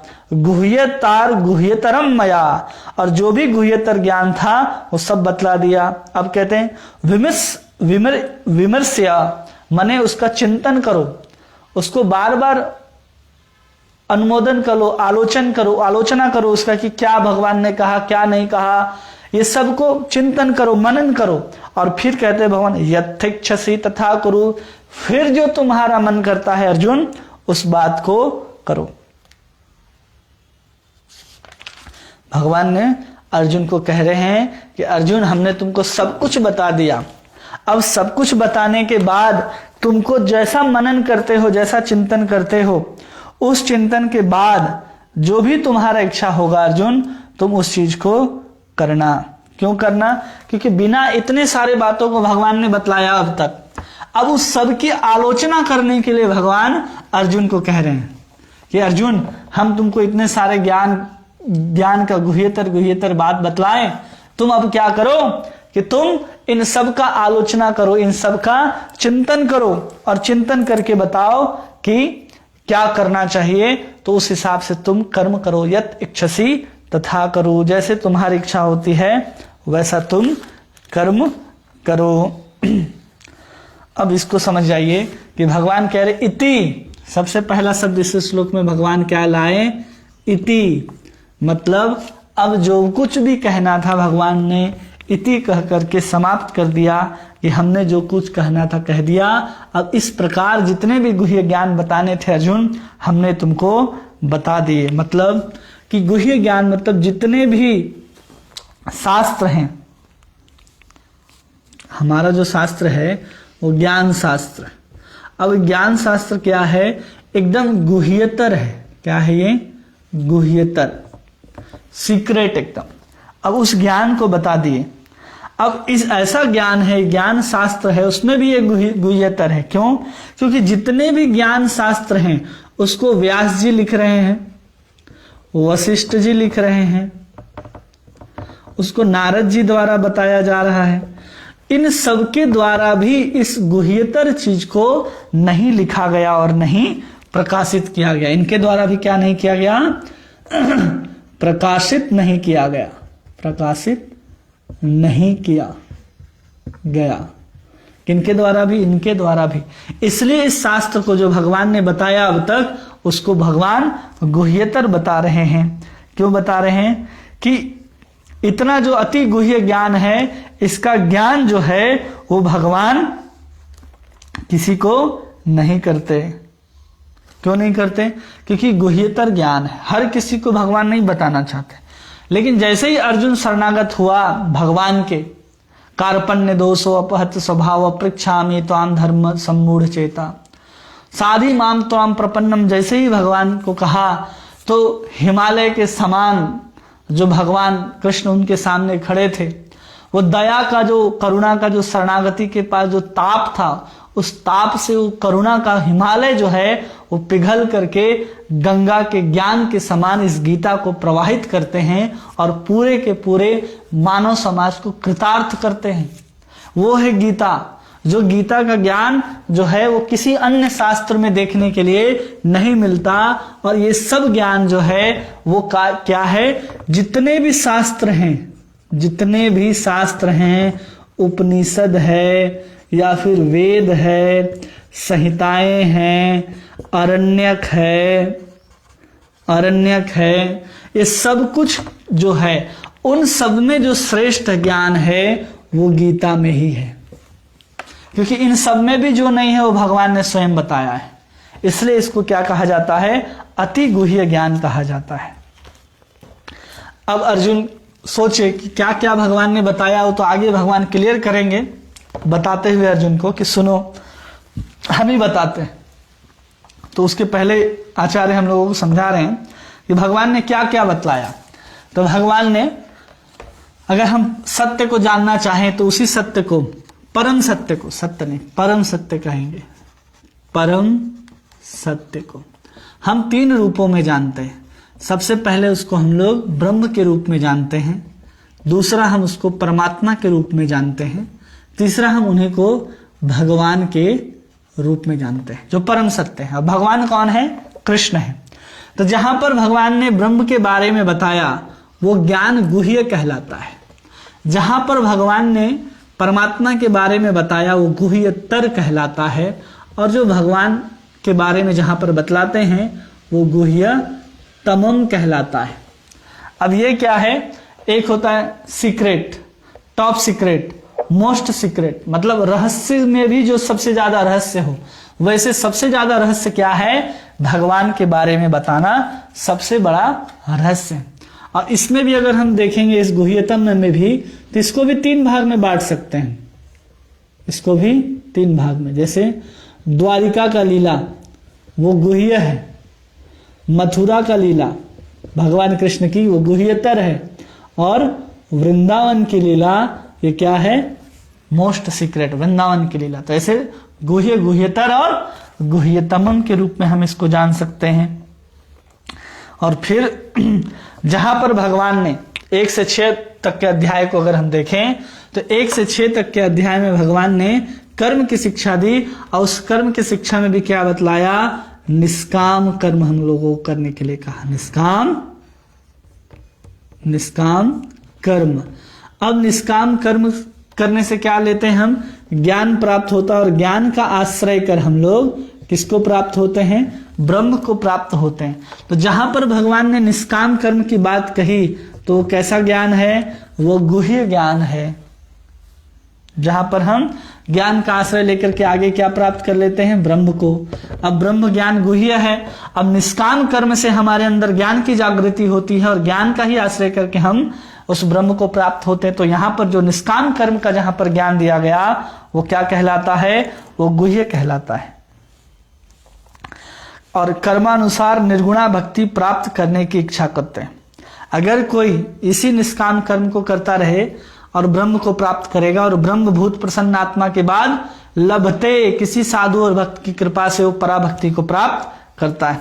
तो भगवान यही आगे बतलाएं कि तुम क्या करो, कर्मानुसार निर्गुणा भक्ति प्राप्त करने की इच्छा अगर अपने अंदर रखते हो तो तुम क्या करो, निष्काम भाव से युद्ध करो। अर्जुन को क्या कह रहे हैं, अब यहां निष्काम कर्म है, निष्काम कर्म से ऊपर निष्काम भक्ति, इससे बहुत ऊपर निष्काम भक्ति की बात कर रहे हैं, जिसमें कह रहे हैं कि तुम मेरे लिए कर्म करो, मेरी इच्छा के लिए तुम क्या करो, इच्छा के लिए कर्म करो। भगवान ने कहा ना, भगवान ने अर्जुन को तो कई बार कहा कि तुम आत्मा समझ करके युद्ध करो, पाप नहीं लगेगा ये समझ करके युद्ध करो, वो मरने वाले नहीं है ये समझ के युद्ध करो, आत्मा कभी नहीं मरते ये समझ करके युद्ध करो, मन को समर्पित करके युद्ध करो, बुद्धि समर्पित करके युद्ध करो, कर्म फल को मुझे दे करके युद्ध करो। अंत में भगवान कहते तुम मेरे लिए कर्म करो। हम कह रहे हैं अर्जुन, इसलिए तुम क्या करो, युद्ध करो। तीसरे अध्याय में कहते हैं ना, यज्ञार्थ कर्मण्यत्र, तुम अगर मेरे लिए कर्म करते हो तो तुम्हें पाप नहीं लगेगा। तो इन सब के उपदेश के रूप में भगवान अर्जुन को निष्काम कर्म करने के लिए कह रहे हैं, निष्काम कर्म रूपी युद्ध करो। और इसी युद्ध करने के विषय में कह रहे हैं कि अगर मेरे लिए तुम कर्म करोगे तो इसी को कह रहे हैं कि तुम तमेव शरणम गच्छा, उसी को कह रहे कि तुम परमात्मा के शरणागत हो जाओ। किसके शरणागत हो जाओ? यदि तुम ऐसे करना चाहते हो तो तुम क्या कर लो, परमात्मा के शरणागत हो जाओ। परमात्मा के शरणागत। किस परमात्मा के? जो हमारे हृदय में बैठे हैं। इस शब्द का जब इस्तेमाल हो रहा है तो ये साधारण शब्द नहीं है जो इस्तेमाल किए जा रहे हैं। जैसे लोग भगवान, ब्रह्म, परमात्मा एक ही बोलते, नहीं। परमात्मा जो हमारे हृदय में बैठे हैं उसके शरणागत हो जाओ। और उसके बाद ईश्वर प्रेरित अपने क्षत्रिय स्वभाव से उत्पन्न ईश्वर को कर्म अर्पण करते हुए युद्ध करो। किसको अर्पण करते हुए युद्ध करो? अपने स्वभाव से। यहां पर अपने स्वभाव के अनुसार व्यक्ति क्या करेगा? परमात्मा के शरणागत हो जाएगा। तो स्वभाव से जो कर्म होता है उस कर्म के अनुसार अर्जुन का कर्म क्या है? अभी युद्ध है। उस युद्ध को भी भगवान कह रहे हैं कि इस युद्ध को, इस कर्म को भी अर्पित करते हुए, समर्पित करते हुए करो। तो ये ज्ञान को ही यहां पर गुह्यतर ज्ञान कहा जाता है। इसी ज्ञान को क्या कहा जाता है? गुह्यतर ज्ञान। क्यों? क्योंकि अवतार अंश जो हैं, ये अवतार है ना ईश्वर के, अवतार अंश कहा जाता है इनको, अवतार अंश कहा जाता है। क्योंकि भगवान के अवतार के अंश है, इसे स्वांश भी कहे जाते हैं। तो यही परमात्मा की कृपा से, इन्हीं परमात्मा जब कृपा करते हैं तो व्यक्ति को निर्गुणा भक्ति प्रदान कर देते हैं। कौन कृपा करता है? यही परमात्मा। इसलिए वहां कह रहे हैं कि परम शांति स्थानम गतिर अव्ययम, तुम नित्य धाम को प्राप्त कर जाओगे इस परमात्मा के शरण में जाने पर भी। और वहां पराम मतलब दोनों छूट जाएंगे। विद्या विद्या सबका नाश होगा, हम निष्काम भाव से कर्म करने लग जाएंगे, निष्काम भक्त बन जाएंगे। तो यही परमात्मा हमको क्या करेंगे? पराभक्ति, शुद्ध भक्ति, अनन्या भक्ति हमको प्रदान करेंगे। तो ये भगवान यहाँ पर 63 नंबर श्लोक में हम लोगों को समझाए। श्लोक संख्या 64। ठीक है, ये सब अर्जुन को भगवान ने बताया है। क्या बताया? तो 1 से 6 तक के अध्याय में कर्म योग बतलाया। कर्म योग जिसको हम लोग कर्म मिश्र भक्ति मान लीजिए, कर्म मिश्र भक्ति। ठीक है, जिसके अंतर्गत भगवान ने निष्काम कर्म की बात कही, निष्काम कर्म की, जिसमें व्यक्ति कर्म करता है अपने द्वारा और उसके फल को भगवान को समर्पित कर देता है। और यहां पर केवल कर्म को समर्पित करने से उसकी बुद्धि शुद्ध होने लगती है और बुद्धि शुद्ध होने के बाद वो ज्ञान की ओर चला जाता है। इसलिए भगवान इसको गुह्य ज्ञान कहे। और फिर भगवान 7 से लेकर के 12 तक जो ज्ञान कहे उसको गुह्यतमम ज्ञान कहते हैं, जिसमें भगवान ने भक्ति की बात कही है। और फिर अब जो ज्ञान दे रहे हैं 17 से लेकर 18 तक, वो गुह्य ज्ञान है, जिसमें वो परमात्मा के विषय में ज्ञान दे रहे हैं। मतलब वहां निष्काम कर्म है और यहां निष्काम भक्ति है, निष्काम भक्ति है। वहां पर व्यक्ति का कर्म प्रधान है, यहां पर व्यक्ति का ज्ञान के अनुसार कर्म करता है। अपने आप को कर्ता नहीं समझता, वहां अपने आप को कर्ता समझता है। यहाँ कर्म भी कृष्ण के लिए है। तो ये गुह्य से गुह्यतर हो गया और सब कुछ छोड़ करके केवल कृष्ण के लिए ही अन्य अभिलाषिता शून्यम के अनुसार कर्म करेगा, मन मना भव मद भक्तों के अनुसार, तो गुह्यतम हो जाएगा। तो अर्जुन को कह रहे हैं कि तुम जितना कुछ हमने तुमको अब तक बताया, दूसरे अध्याय से लेकर के अब तक 18वें अध्याय के 62वें श्लोक तक, अर्जुन उन सब का तुम आलोचना करो और उसमें से जो तुमको अच्छा लगता है वो तुम करो। क्यों? क्योंकि अर्जुन को भगवान ने सबसे पहले निष्काम कर्म बताया है। क्या बतलाया है भगवान ने अर्जुन को? निष्काम कर्म बतलाया है। निष्काम कर्म से ऊपर जाकर के भगवान ने उनको ज्ञान योग की शिक्षा दी है। ज्ञान योग के ऊपर जाकर के अष्टांग योग की शिक्षा दी है, अष्टांग योग भी बतलाया है। अष्टांग योग के ऊपर जाकर के भक्ति भी बतलाया है। और ये सबको बतलाए हैं। कोई अलग अलग ज्ञान को अलग अलग तरीके से प्रकृति, पुरुष, सबके बारे में बतला दिया, कर्म क्या, विकर्म क्या है, आत्मा क्या, परमात्मा क्या, प्रकृति क्या, सृष्टि क्या, काम कैसे करता है, हम कौन है, तुम कौन हो, सृष्टि कैसे बनती है, चलती है, ये सब कुछ का ज्ञान भगवान ने अर्जुन को दे दिया है। इसलिए भगवान अर्जुन को कह रहे हैं कि जो तुमको अच्छा लगता है अर्जुन, यत् इच्छसि तथा कुरु, कि अब तुम अपने मन से क्या करो, चिंतन करो। भगवान कह रहे हैं चिंतन करने के लिए, हाँ, विमृश्येतः, कि तुम मनन करके बताओ और देखो कि तुम्हें क्या करना चाहिए। यत् इच्छसि मतलब हमको अभी भी भगवान ने स्वतंत्रता दे रखी है कि इतना सब कुछ ज्ञान देने के बाद भी भगवान हमारे साथ जबरदस्ती नहीं कर रहे कि देखो हमने इतना कुछ बता दिया, अब जो हम कह रहे सो कर, नहीं, हम इतना सब कुछ बता दिया अर्जुन, अब उसी में से तुम क्या करो, मनन करो, आलोचना करो, उसको समझो कि मेरे लिए क्या श्रेष्ठ है, तुम उसके अनुसार अपना काम करो। फिर भगवान उनके ऊपर एक और कृपा करते हैं अर्जुन के ऊपर, श्लोक संख्या 64 में क्या कृपा करते हैं, सर्वगुह्यतमं भूयः शृणु मे परमं वचः, इष्टो असि मे दृढ़मति मिति ततो वक्ष्यामि ते हितम्। चूंकि तुम मेरे अत्यंत प्रिय मित्र हो, अतएव मैं तुम्हें अपना परम आदेश जो सर्वाधिक गुह्य ज्ञान है बता रहा हूं, इसे अपने हित के लिए सुनो। अब यहां पर एक एक शब्द पे ध्यान दीजिए कि भगवान अर्जुन को कहें पहले कि तुम स्वयं मनन कर लो, चिंतन कर लो कि मैंने अब तक जो भी तुमको बतलाया उसमें से तुम्हारे लिए क्या अच्छा है तुम वही करो।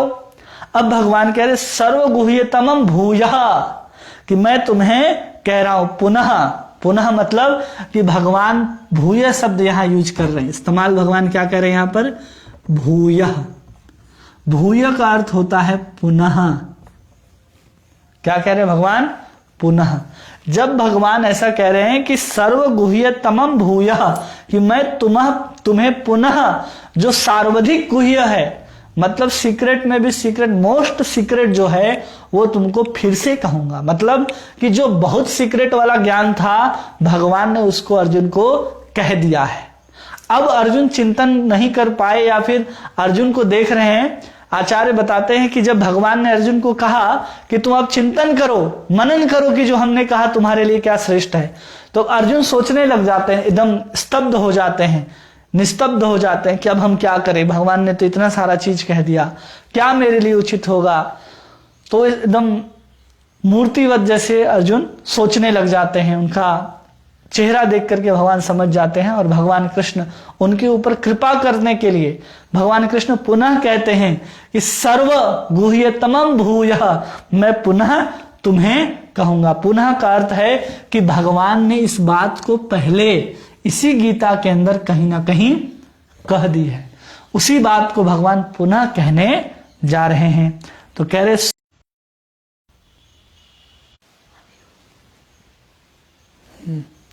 भूया पुनः परमम वचः सुनो। तो ये समझना चाहिए हमको कि भगवान ने इस चीज को पहले हम सबको कह दिया है। और जो गीता है, हमने अभी तुरंत कहा गीता क्या है, तो जितने भी शास्त्र हैं, गीता शास्त्र क्या है, समस्त शास्त्रों का, जितने भी शास्त्र हैं उन सभी शास्त्रों का क्या है, सार है। स्पष्ट रूप से समझ जाइए कि हमने पहला दिन जब हमने शुरू किया था उस दिन भी बताया था कि गीता क्या है, तो गीता सभी शास्त्रों का सार है। अब भगवान कह रहे भूयः परमं वचः, उसमें भी पुनः भगवान अर्जुन को क्या बताने जा रहे हैं, इस गीता का भी सार। अब भगवान किसका बताने जा रहे हैं, गीता का भी सार। एक मूर्खाचंद है जो गीता सार आजकल इंटरनेट में या कहीं मिलते रहता है, जिसमें लिखा होता है क्या लेकर आए थे क्या लेकर जाओगे, आज जो तुम्हारा है कल किसी और का है होगा। ये जो बकवास बात है ना, गीता में कहीं देखने के लिए नहीं मिली। भगवान अब गीता के सार को बताने जा रहे हैं, इसलिए भगवान कह रहे हो ये सार को भगवान ने अपने परम वचन को पहले भी कहीं कहा था। और भगवान ने परम वचन को कब कहा था, तो हम लोगों ने सर्वाधिक गुह्यतर ज्ञान किस अध्याय में सुना था?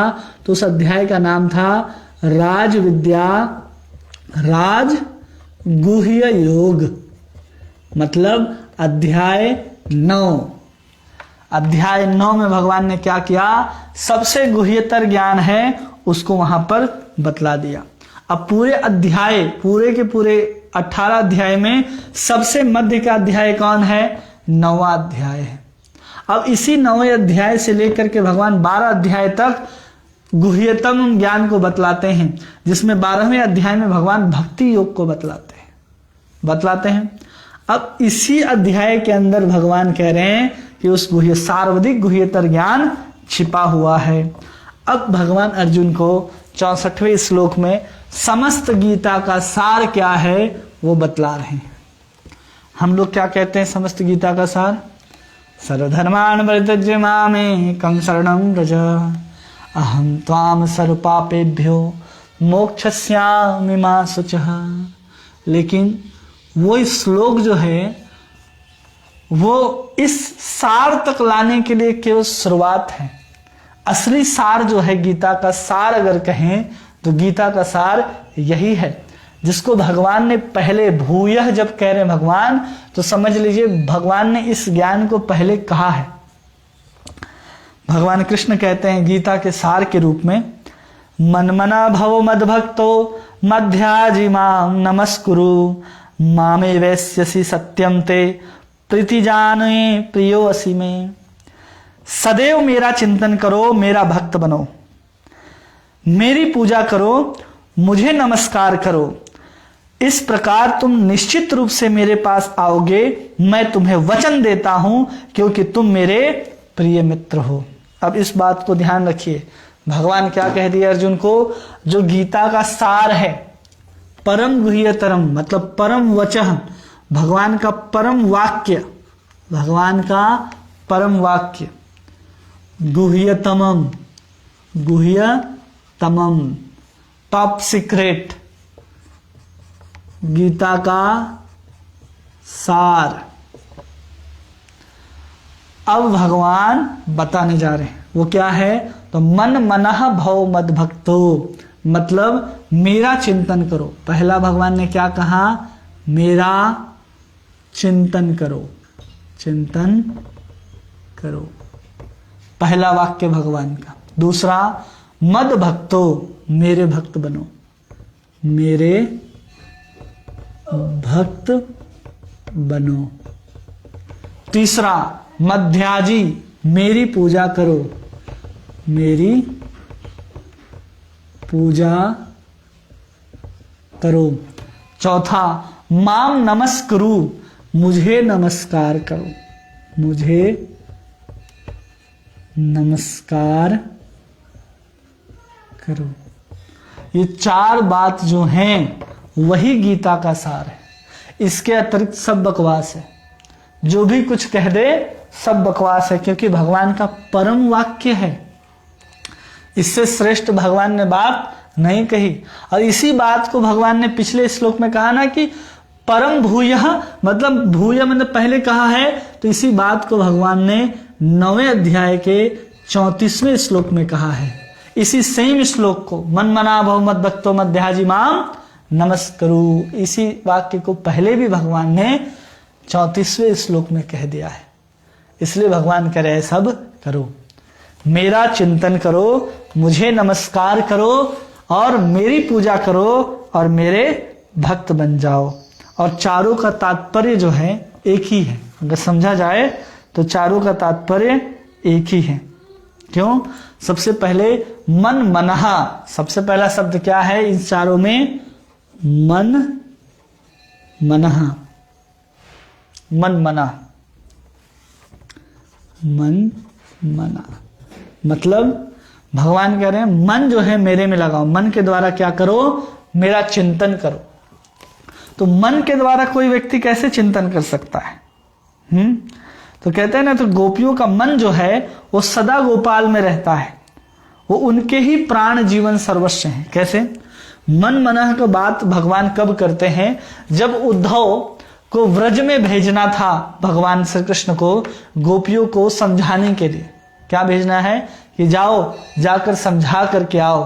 तो उस समय समझाने के दौरान भगवान कृष्ण क्या कहते हैं कि गोपियां सदैव मेरा चिंतन करती हैं उद्धव, उनके प्राण सर्वस्व, जीवन सर्वस्व मैं ही हूं, उनके प्राण मुझ में बसते हैं, वो मेरे अतिरिक्त किसी और को देखना पसंद नहीं करती, किसी और के सामने जाना पसंद नहीं करती।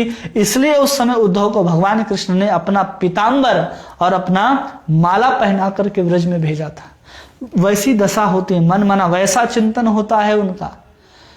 कैसा चिंतन कि कृष्ण के अलावा किसी को देखना पसंद नहीं करती, लेकिन कृष्ण जैसा कुछ भी दिखता हो, चाहे वो बादल हो, चाहे वो तमाल के वृक्ष हो, उसमें भी वो कृष्ण को ढूंढ लेती हैं, कृष्ण को पा लेती हैं।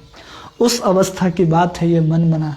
ये साधारण बात नहीं है कि चिंतन करना, क्योंकि जब नारद भक्ति सूत्र में जब भगवान भक्तियों के बारे में वर्णन करने लगते हैं तो भगवान वहां पर कहते हैं यथा ब्रज गोपी का नाम, कि उनसे श्रेष्ठ बढ़ करके कोई तो संसार के अंदर, क्या पूरे सृष्टि के अंदर कोई भक्त नहीं है। चाहे इस सृष्टि की बात करें, चाहे हम आध्यात्मिक सृष्टि की बात करें, वहां भी गोपियों से बढ़ करके भगवान कृष्ण का कोई भक्त नहीं है। उद्धव को समझा करके ब्रज में भेजते हैं भगवान कृष्ण, तो वहां इस वाक्य को भगवान कृष्ण स्वयं कहते हैं। और उसी को समझाने के लिए आचार्य एक स्टोरी को बताते हैं कि मन मना क्या होता है।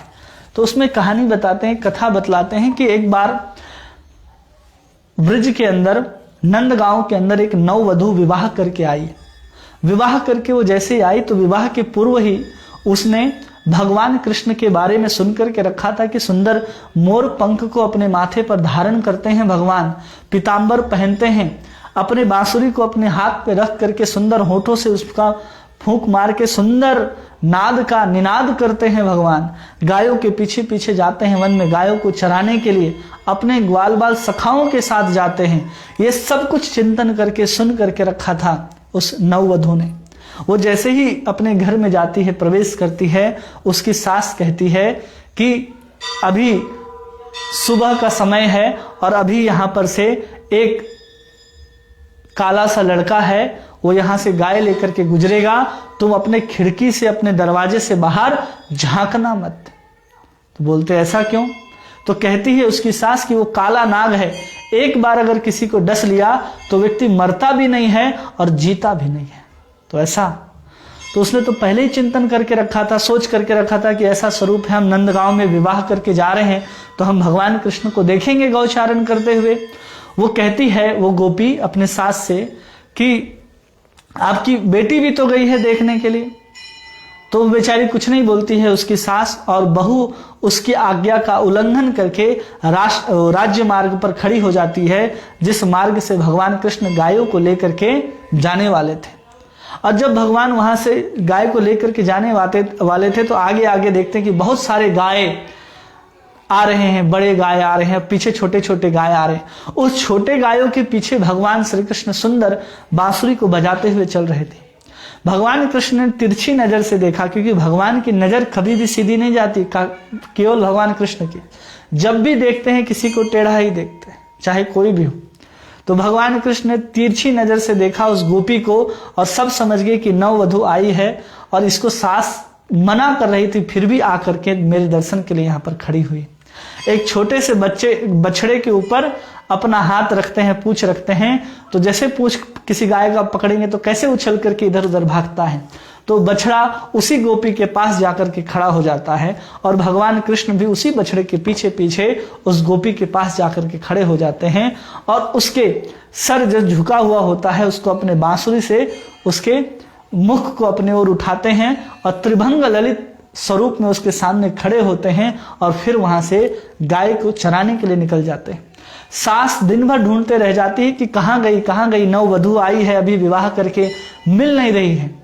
वो ढूंढते हुए जाती है तो देखती है उसी रास्ते के बगल में खड़ी है। उसको शरीर से झकझोरती है, लेकिन बेचारे को होश नहीं आता। फिर वो जोर से हिलाती है, उसको आवाज देती है, तो फिर उसको कुछ चेतना जागती है, संपूर्ण चेतना नहीं, कुछ ही चेतना आती है। उसको उसकी सास लेकर के घर जाती है और कहती है कि तुम दही से छाछ निकाल दो। वो मटकी लेकर के बैठती है, उसको मथना शुरू करती है। सास को पता चलता है घर घर की आवाज कहां से आ रही है, तो देखती है कि उसकी बहू ने दही की मटकी छोड़ करके सरसों की मटकी लेकर के बैठी है, जहां से घर घर की आवाज आ रही है। तो देखती है कि अब इससे काम हो नहीं रहा, तो उनको एक मटका और रस्सी पकड़ाती है, एक छोटा सा बालक उसके गोद में देती है और बोलती है जाओ पानी भर के लाओ।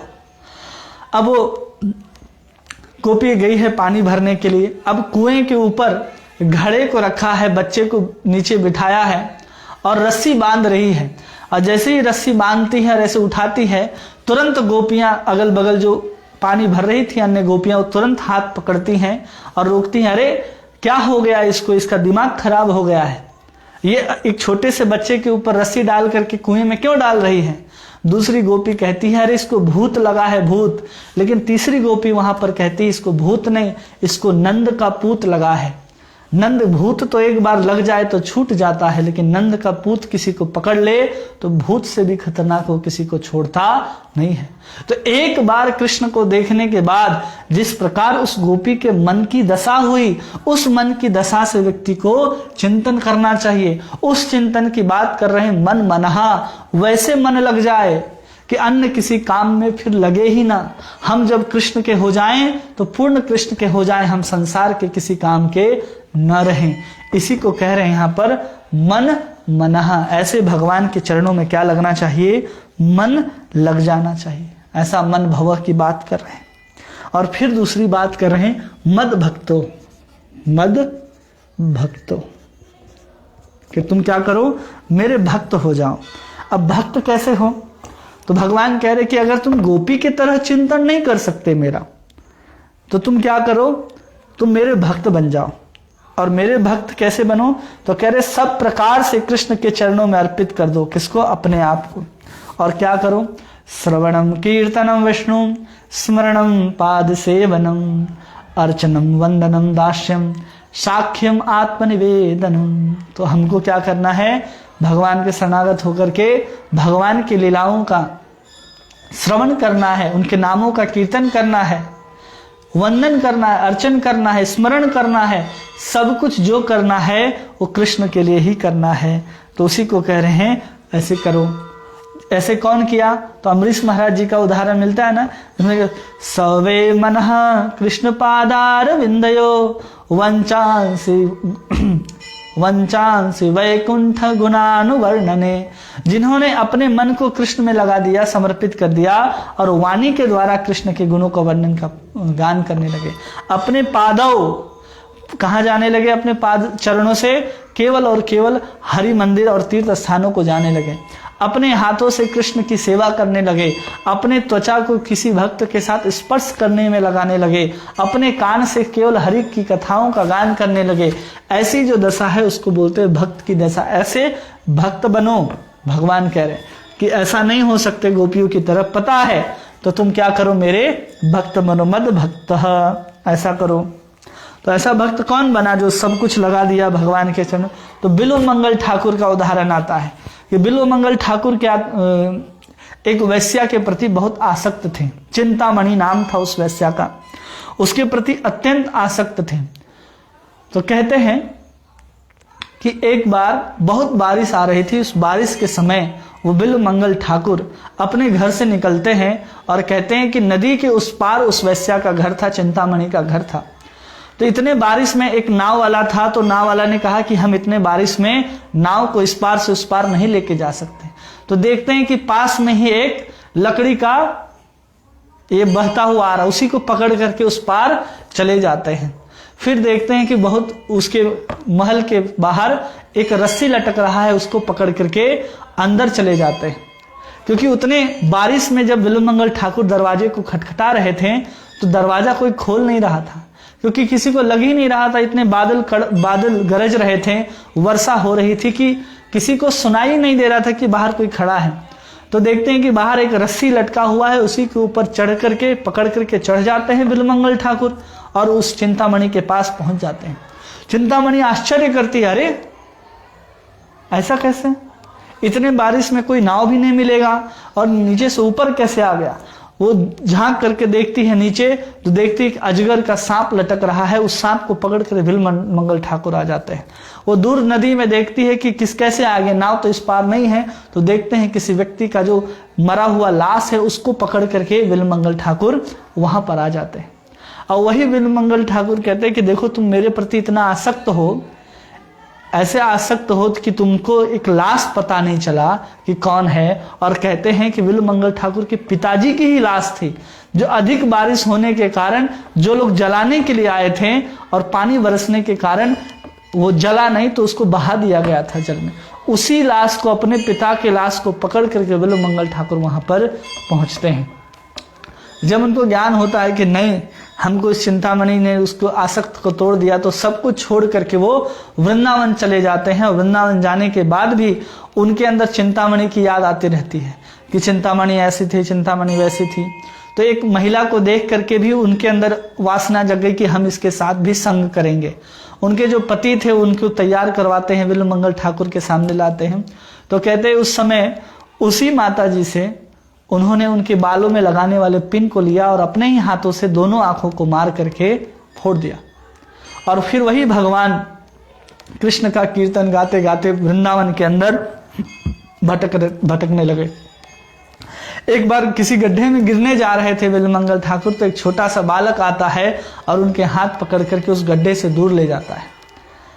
तो वही कहते हैं कि एक अंधा व्यक्ति को तुम छुड़ा करके जा रहे हो, क्यों? क्योंकि हम अपने आप को तुम सबल समझते हो।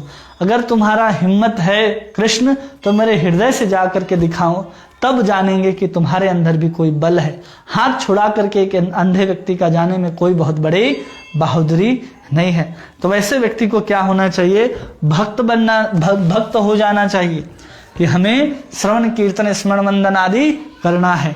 भगवान कहते हैं मद भक्त, फिर मद भक्त मेरे भक्त भी नहीं बन सकते तो मध्याजी। क्या कहते हैं भगवान? मध्याजी मतलब मेरी पूजा करो। भगवान क्या कह रहे हैं अब? मेरी पूजा करो, मेरा अर्चन करो। तो अर्चन करो, तो अर्चन में भी ऐसे निष्ठा होनी चाहिए। हम लोग मध्याजी का मतलब पूजा तो करते हैं, तो कब? हम जन्माष्टमी में पूजा करते हैं, साल में एक बार पूजा कर, नहीं, रोज करने की होनी चाहिए। ये सब सतत है। धर्म का स्वभाव है कि सतत किया जाए, तब वो जाकर के धर्म होता है। आज हम अगरबत्ती दिखाएंगे, कल भोग लगाएंगे और फिर दूसरे दिन तीसरे दिन भोग नहीं लगाएं, वो धर्म का स्वभाव ही नहीं है। धर्म का स्वभाव है सततम धर्मस्य भजस्व। भागवत के महात्म्य में लिखा है कि जहां पर सतत क्रिया चलनी चाहिए वही धर्म हो सकता है। तो एक दिन हमारी पूजा, एक दिन एकादशी का उपवास, एक दिन भगवान को तुलसी पत्र चढ़ाना, एक दिन भगवान को पुष्प चढ़ाना, ये भक्ति नहीं है, ये अर्चन नहीं है, निरंतर होना चाहिए।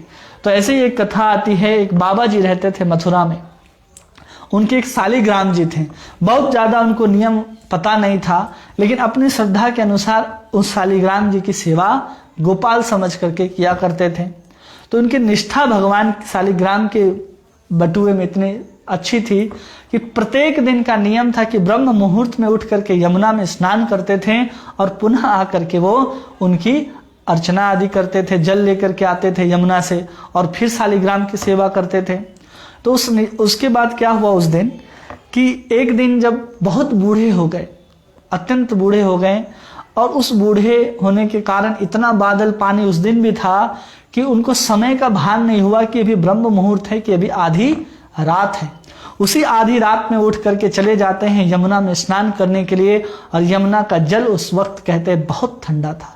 उस ठंडे जल में स्नान करने के बाद वो बाबा जी, मथुरा में रहने वाले बाबा जी, स्नान करके आ रहे होते हैं, पूरा शरीर हिल रहा है। वो न चाहते हुए भी एक कदम नहीं चल सकते थे, इतना बूढ़ा शरीर था।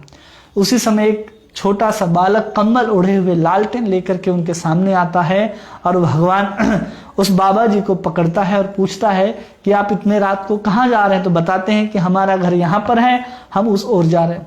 वो छोटा सा बालक कहता है कि हम भी उस ओर जा रहे हैं। तो ठीक है, आपको हम छोड़ देते हैं। वो छोटा सा बालक उनके घर के दरवाजे तक उनको छोड़ता है। जैसे ही वो घर के दरवाजे तक छोड़ता है और बाबा के मन के अंदर इच्छा आती है कि हम जरा इसका नाम तो पूछ लें कि छोटा सा बच्चा इतने रात को कहाँ जा रहा था, कौन है ये? मुड़ करके देखते हैं तो देखते हैं वो छोटा सा बालक दिखाई नहीं देता है, तब ज्ञात होता है कि भगवान ने उसकी अर्चन की निष्ठा रखने के लिए कि आज का नियम उसका भंग ना हो जाए, भगवान कृष्ण स्वयं उसकी सहायता करने के लिए आते हैं। इसलिए वहां भी भगवान कह रहे क्या करो, तुम मेरी पूजा करो। और फिर कह रहे माम नमस्कुरु, माम नमस्कुरु, मुझे नमस्कार करो। भगवान क्या कह रहे हैं अंतिम बात कि अगर तुम ऐसा भी नहीं कर सकते, अर्चन भी नहीं होगा चलो तुमसे, तो तुम क्या करो, रोज तो प्रणाम कर सकते हो। हम भगवान को रोज भी प्रणाम नहीं करते। माम नमस्कुरु कहते हैं, शास्त्र कहते हैं कि अगर कोई भगवान को एक बार नमस्कार कर देता है तो करोड़ों जन्म के पाप, उसके पाप राशि जल करके समाप्त हो जाते हैं। यमराज यमदूतों को बतला रहे हैं भागवत के अंदर, और क्या कहते हैं, जिह्वा न वक्ति भगवत गुण नाम धेयम चेतश्चन स्मरति तच्चरणारविंदम कृष्णाय नो नमति अक्षर एकदापि तन्नाय ध्यस्तो अकृत विष्णु कृतया नः। क्या कह रहे, जिह्वा न वक्ति भगवत नाम गुण धेयम, जिसकी जिह्वा जो है भगवान के गुण और नामों को उच्चारण नहीं करती, नहीं बोलती, न चेतश्चन स्मृति, जिसका मन जो है कभी कृष्ण का स्मरण नहीं करता, चरणारविंदन भगवान कृष्ण के चरणों का स्मरण नहीं करता या नहीं करता, कृष्णाय नो नमति अक्षर, एक बार भी जिसका सर कृष्ण को वंदना करने के लिए नहीं झुकता, तन्नाया, उस व्यक्ति को पकड़ करके मेरे पास लाओ। उसको यमदूत क्या करते हैं, पकड़ करके यमलोक ले जाते हैं। इसलिए हमको भगवान को नमस्कार करना चाहिए, डर से नहीं, प्रेम से हो। लेकिन अभी तक प्रेम कहाँ, मन मना गोपियों वाला स्थिति कहाँ आया है, हम भक्त कहाँ बने हैं जैसे प्रहलाद ने भक्ति की है। इसलिए हमको नमस्कार करना चाहिए। एक शास्त्र में कहा जाता है, दशाध्वमेधि पुनरेति जन्मः कृष्ण प्रणामी न पुनर्भवायः। कहते हैं कि अगर कोई 10 बार अश्वमेघ यज्ञ कर ले, कितने बार, 10 बार, तो भी उसका संभावना है कि उसका पुनर्जन्म होगा। लेकिन कृष्ण प्रणामी न पुनर्भवायः, एक बार कृष्ण को प्रणाम करने से उसका पुनर्जन्म नहीं हो सकता है। और फिर कहते हैं सकृत प्रणामी कृष्णस्य, क्या कहते हैं, सकृत, एक बार भी जिसने कृष्ण को प्रणाम किया हो, मातृस्तनया पिबे नहीं, वो दोबारा मातृ स्तन का पान नहीं करेगा, मुक्त हो जाए। केवल स्मरण करने, भगवान को नमस्कार करने का इतना महत्व है। और इसके उदाहरण कौन है, अक्रूर जी। अक्रूर कौन है, हमेशा भगवान के चरणों की ही वंदना करते थे, नमस्कार करते थे, इसलिए इनको अर्चन का आराध्य कहा जाता है। और इसे ही स्कंद पुराण में कहा गया, सठयेपि नमस्कारम कुर्वतः शुद्ध धन्वनिने साजमर्जितम पाप तात्सदेव नाश्यति। अगर कोई अति सठ भी है, पापियों से पापी भी व्यक्ति भी है, तो भी व्यक्ति अगर भगवान कृष्ण को प्रणाम करता है तो वो मुक्त हो सकता है, अनंत प्रकार के जन्मों से पार हो सकता है। ऐसे तो ये चारों हो गए। इस चीज को भगवान कह रहे हैं, जो परम वाक्य है गीता का, गुह्यतमम है, इससे सीक्रेट, इससे टॉप सीक्रेट, इससे अधिक रहस्य की बात, इससे राज विद्या राज गुह्य, इससे श्रेष्ठ बात नहीं है।